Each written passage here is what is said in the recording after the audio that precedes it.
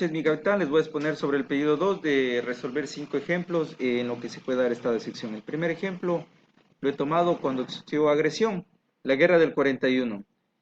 donde se puede notar en el año de 1941 una clara invasión de tropas peruanas hacia el territorio ecuatoriano, no solo en donde se realizaba la problemática del límite entre Ecuador y Perú, sino la invasión hacia varias provincias como fue Loja, Cuenca, El Oro y parte del puerto de Guayaquil, donde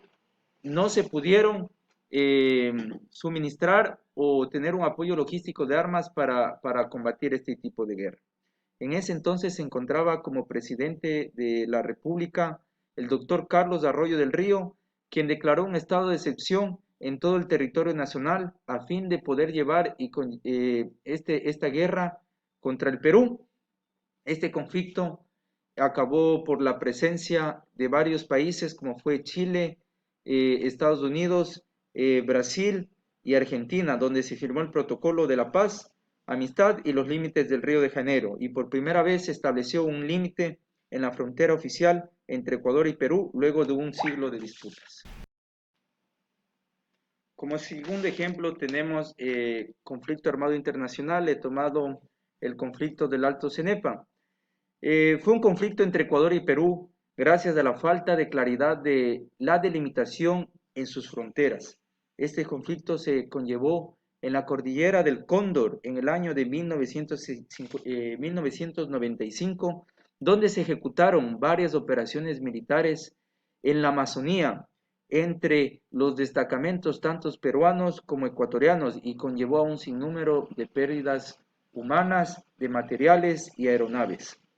En ese entonces se encontraba como presidente de la República el doctor Sisto Durán Ballén, quien declaró un estado de excepción en todo el territorio nacional, a fin de integrar a todas las instituciones del Estado para concentrarse en lo que se vivía en ese momento, que era el conflicto del Alto Cenepa, y apoyar a las unidades que se encontraban en primera línea. Este conflicto armado internacional tuvo como participación también, para terminar, la intervención internacional de varios países a fin de llegar a un acuerdo por medio del Acta de Brasilia, aceptando los dos países los límites que se imponían en esa acta y ratificando por los congresos de ambos países a fin de determinar la paz entre Ecuador y Perú. Como tercer caso tenemos grave conmoción interna. He tomado el ejemplo de las manifestaciones de octubre del 2019. Antes de las manifestaciones de octubre, el país atravesaba por grandes problemas económicos, por medio de que su población realizaba varias marchas y manifestaciones por falta del pago de las compensaciones. Estas marchas eran realizadas por los jubilados, por los trabajadores del FUD y por representantes de varios municipios de diferentes provincias. Ante esto, el 1 de octubre del 2019, el presidente en ese entonces, el licenciado Lenín Moreno, anunciaba medidas económicas, 6 medidas económicas y 13 propuestas de reforma a fin de mejorar la economía en el país, mediante el decreto 883. Dentro de estas medidas, la que más desató furia por los ecuatorianos fue la liberación de los precios del combustible, tanto del diésel, de la gasolina, como gasolina super y eco, tomando el rechazo de toda la nación y conllevando a un sinnúmero de acciones vandálicas en todo el país, protagonizadas por los transportistas del FUD y por organizaciones de la CONALIE. Ante esto, el presidente de la República declaró el estado de excepción en todo el territorio nacional y empleó a la Policía Nacional y a Fuerzas Armadas con misiones de restablecer el orden público. El 13 de octubre se estableció un acuerdo entre el gobierno, la CONALIE y representantes de los diferentes gremios. En sí, el gobierno derogando el decreto 883 y volviendo a las actividades normales dentro del país. Por ejemplo, tenemos la calamidad pública, la pandemia en el Ecuador y la propagación del COVID-19. El 29 de febrero al Ecuador llegó el primer caso de COVID-19, un caso totalmente extranjero y desde ese entonces el gobierno tomó medidas para contrarrestar la propagación del COVID-19 a través de varios acuerdos ministeriales, tanto declarando la emergencia sanitaria como declarando un estado de excepción por calamidad pública en todo el país.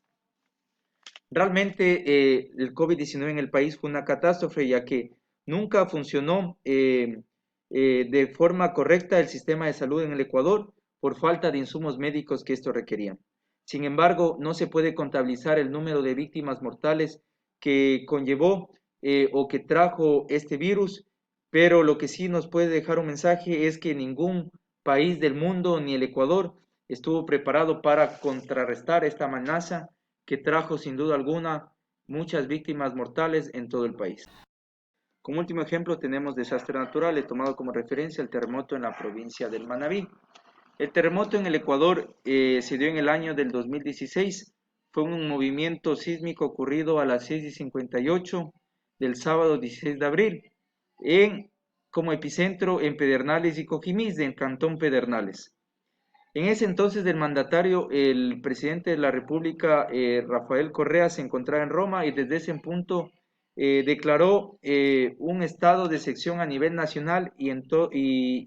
estado de emergencia a 6 provincias costeras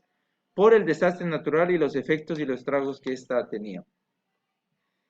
Mediante decreto ejecutivo 1001 del 17 de abril del 2016, con la facultad en los artículos 164 y 165 de la Constitución de la República de Ecuador y los artículos 36 y 37 de la Ley de Seguridad Pública. Desde ese entonces el Ecuador convocó a todos los representantes de las diferentes instituciones del Estado a fin de determinar planes para conllevar y mitigar los riesgos y los efectos que había traído el terremoto, a fin de determinar varios albergues para realizar ayuda humanitaria en todo el país, y obviamente también se pronunciaron la ayuda internacional, lo que permitió restablecer y poder mitigar los planes para el beneficio y el restablecimiento de esa provincia. Muchas gracias.